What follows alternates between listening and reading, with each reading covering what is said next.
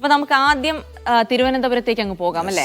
Yes, സനിസ ശോഭാചന്ദ്രനാണ് തിരുവനന്തപുരത്ത് നിന്ന് വിവരങ്ങൾ നൽകുന്നത്. സനിസ, ഗുഡ് മോർണിംഗ്. അങ്ങനെ വിജയദശമി എന്ന് പറയുമ്പോൾ നമുക്ക് ഈ ആഘോഷങ്ങൾ, ഈ ആചാരങ്ങൾക്കൊക്കെ അപ്പുറത്തേക്ക് വളരെ രസകരമായ കൗതുകകരമായ കാഴ്ചകൾ കൂടിയാണ്. ഒരുപാട് കുട്ടികളൊക്കെ ഒരു സ്ഥലത്ത് വന്നിരിക്കുന്നു. അപ്പോൾ എഴുത്തിനിരുത്തുമ്പോൾ പലതരത്തിലുള്ള എക്സ്പ്രഷനാണ്. ചിലർ ഇതൊക്കെ ഞാനിതൊക്കെ എത്ര കണ്ടതാണെന്ന മട്ടിൽ വളരെ ലൈറ്റായിട്ട് എടുക്കുമ്പോൾ മറ്റു ചിലർ ഇങ്ങനെ കരഞ്ഞുകൊണ്ടിരിക്കും. അങ്ങനെ ഒരുപാട് കാഴ്ചകൾ കൂടി കാണാം. എങ്ങനെ പുരോഗമിക്കുന്നു സനിസ അവിടുത്തെ ചടങ്ങുകളൊക്കെ? ജിൽസി സൈഫു, ഇവിടെ വലിയ തിരക്കാണ്. ഏകദേശം 50 പേർക്ക് ഒരേ സമയത്ത് എഴുത്തിനിരുത്താൻ പറ്റുന്ന മണ്ഡപമാണ് സരസ്വതി ക്ഷേത്രത്തിലേത്. പക്ഷേ ഈ പൂജപ്പുര സരസ്വതി മണ്ഡപത്തിൽ 50 പേരെ എഴുത്തിനിരുത്തുന്നു. എന്നാൽ അവർ അപ്പോൾ തന്നെ എഴുതി കഴിഞ്ഞ് അപ്പോൾ തന്നെ പോകുന്നു. അടുത്ത 50 പേര് വരുന്നു. അത്രയും തിരക്കാണ്. എത്ര പേരിപ്പോൾ ആദ്യാക്ഷരം കുറിച്ചു, ആദ്യാക്ഷരം നുണഞ്ഞ് ഇവിടെ നിന്ന് പോയി എന്ന എണ്ണം പോലും എടുക്കാൻ പറ്റാത്ത തിരക്കാണ് ഇവിടെ ഉള്ളത്. ഇവിടെ കുരുന്നുകളുടെ, ജിൽസി പറഞ്ഞത് വളരെ ശരിയാണ്, കുരുന്നുകളുടെ പല വിധത്തിലുള്ള എക്സ്പ്രഷനുകൾ രാവിലെ മുതൽ 6 മണിക്ക് ഇവിടെ എഴുത്തിനിരുത്ത് തുടങ്ങിയതാണ്. ആ രാവിലെ മുതൽ നമുക്ക് ഇവിടെ കുരുന്നുകളുടെ പല വിധത്തിലുള്ള എക്സ്പ്രഷനുകൾ കാണാം. ചിലർ പേടിച്ചരണ്ടാണുള്ളത്, ചിലർ കരയുന്നുണ്ട്, ചിലർക്ക് ഭയങ്കര കൗതുകമാണ്. ഈ അരിയിൽ ഈ മഞ്ഞളും അതുപോലെ വയമ്പും ഒക്കെ ആയിട്ട് അവർ എഴുതുന്നത്, അതിലൊക്കെ വളരെ കൗതുകത്തോടെ അത് കാണുന്ന കുട്ടികളുമുണ്ട്. എന്നാൽ രാവിലെ ഇത്തരം ഒരു ചൂടുള്ള ഒരു സമയത്ത് ഇങ്ങനെ ഈ ഒരു സറൗണ്ടിങ്സിൽ നിൽക്കുമ്പോൾ കുട്ടികൾ പൊതുവെ എല്ലാവരും ഒരു കരയുന്ന ദൃശ്യങ്ങളാണ് നമ്മൾ നേരത്തെയും ഒക്കെ നൽകിയത്. ഇത്തരത്തിൽ വലിയ തിരക്കാണ് ഇവിടെ സരസ്വതി മണ്ഡപത്തിൽ. കുരുന്നുകൾ ആദ്യാക്ഷരം നുകർന്ന് പുതിയൊരു അറിവിന്റെ ലോകത്തേക്ക് പോവുകയാണ്.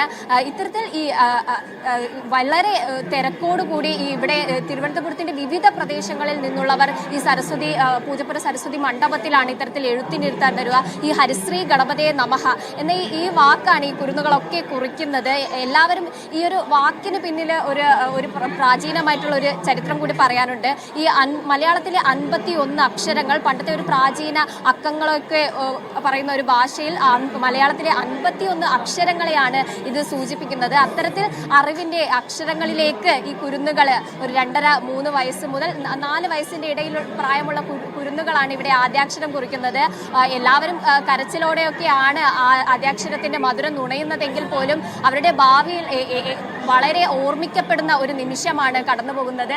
മാതാപിതാക്കളൊക്കെ അവരുടെ മുഖത്താണ് വളരെ പ്രതീക്ഷയും അതുപോലെ തന്നെ ആ ഒരു കൗതുകത്തിന്റെ ഒരു എക്സ്ട്രീം വേർഷൻ നമുക്ക് കാണാൻ കഴിയുന്നത്. പലരും വീഡിയോ അതുപോലെ തന്നെ ഫോട്ടോയൊക്കെ എടുത്ത് ആ ഒരു നിമിഷത്തെ ഇങ്ങനെ പകർത്തി വെക്കുകയാണ്. അവരുടെ ഇന്ന് കരഞ്ഞവർ നാളെ ഇത് കാണുമ്പോൾ അവരുടെ ആ ഒരു ഓർമ്മ എങ്ങനെയായിരിക്കും എന്നൊക്കെയാണ് ഇവിടെ നിൽക്കുന്നവരൊക്കെ അങ്ങോട്ടും ഇങ്ങോട്ടും സംസാരിക്കുന്നത്. വലിയ തരത്തിലുള്ള തിരക്കാണ് ഉള്ളത്. അതുപോലെ സനിസയ്ക്ക് ഓർമ്മയുണ്ടോ എപ്പോഴാണ് ആദ്യാക്ഷരം കുറിച്ചത്? ആ ഓർമ്മകളൊക്കെ ഉണ്ടോ സനിസയ്ക്ക്? അങ്ങനെ ഉണ്ടായിട്ടുണ്ടോ? എന്റെ ആദ്യാക്ഷരം കുറിച്ച കഥ വളരെ കോമഡി ആയിരുന്നു. അന്ന് വലിയൊരു മഴയുള്ള ദിവസമായിരുന്നു. അതുകൊണ്ട് അച്ഛൻ തന്നെ വീടിന്റെ ഒരു തറയിൽ കുറച്ച് ഗോതമ്പ് അരിമണികൾ വിതറി അച്ഛൻ തന്നെയായിരുന്നു എന്നെ ആദ്യാക്ഷരം കുറിപ്പിച്ചത്. പക്ഷെ അതുകൊണ്ട് വലിയ തെറ്റൊന്നും എനിക്ക് സംഭവിച്ചിട്ടില്ല. ഞാൻ പോസ്റ്റ് ഗ്രാജുവേറ്റഡ് ആണ്. അതുകൊണ്ട് മീഡിയ വൺ വന്നതിന് ശേഷം ഈ മഴയുടെ നമ്മുടെ കാലാവസ്ഥ റിപ്പോർട്ടറായി മാറിയത് അല്ലേ? അതെ അതെ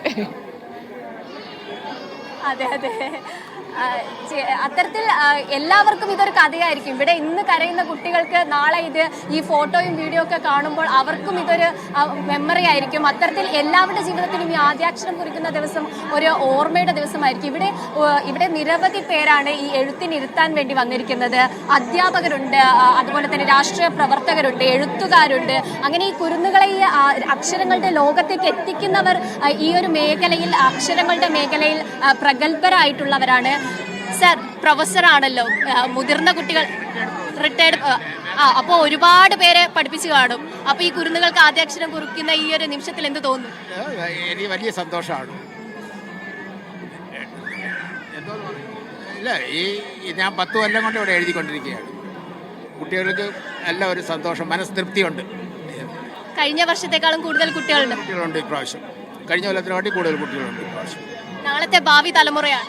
ഭാവി തലമുറകളാണ് നാളത്തെ. എന്താ ആശംസയാണ് ഇവർക്ക് കൊടുക്കാനുള്ളത്?